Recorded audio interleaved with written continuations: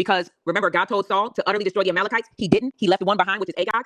God took him off of his assignment. It was Prophet Samuel. I don't know if you guys knew this, but Prophet Samuel actually had to chop this man into pieces with a hacksaw.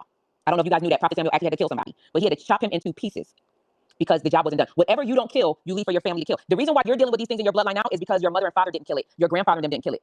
That's why. Also, Judges chapter 4. I want you to read it because it was Jael that drove the pegs into the head of the king that they were trying to find, of Sisera. Then I want you to read 1 Samuel 17 about David and Goliath. So whatever the head is, whatever you see as a Goliath in your bloodline, what is a Goliath? Goliath sat and taunted them for 40 days. He was known as, the word Goliath means champion. He was the giant that was able to taunt them for 40 days. Now, your giant may have been taunting you for 40 years, or 400 years, or 4,000 years. I don't know. But it didn't just start today, and it didn't just start, a lot of it didn't start with you. The spirit of delay, absolutely, which obviously is the fruit of idolatry.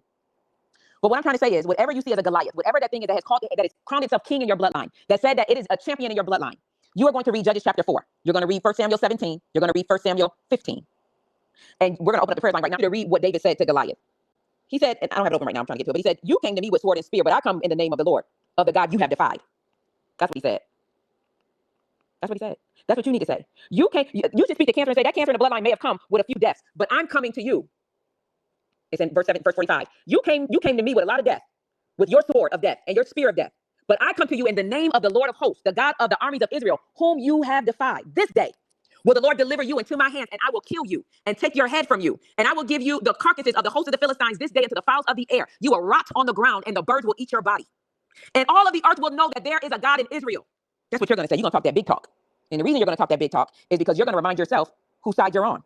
Somebody says, what are the indications that you utterly destroy it? You won't see the patterns of it anymore. It's going to completely dry up. You're going to see delay break off of your life. You're going to see the perversion break off of your bloodline. A lot of these people who are homosexuals and lesbians or super promiscuous and all of that, not all of it, a lot of it came from molestation, rape, and incest. You're going to stop seeing it. You're going to stop seeing marriages take place, abortions take place outside of marriage. How did I know that I broke some of the bloodline curses in my family? I would say 90% of the women, girls in my family that are my age group, all of us had kids outside of marriage. All of us, on my daddy's side and my mama's side, every one of us. My daughter's 25. She doesn't have a child outside of marriage. She's already surpassed me. I know the curse is broken. The other girls in our bloodline, they got married early. The ones younger than us, they got married early. The curse was broken. The curse broke. Why did the curse break? Because a few people in my bloodline, including myself, saw it as a curse when we found out what curses looked like. And we started to bump our heaven concerning our bloodline. And we didn't see it no more. Powerful. That's how you know.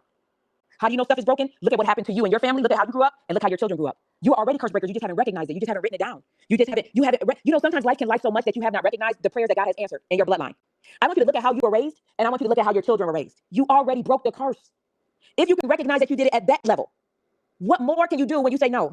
This curse of cancer in the bloodline has to break. This curse of divorce in the bloodline has to break. This curse of lying has to break. This curse of people dropping dead for no reason has to break. This curse of hoarding, which is a mental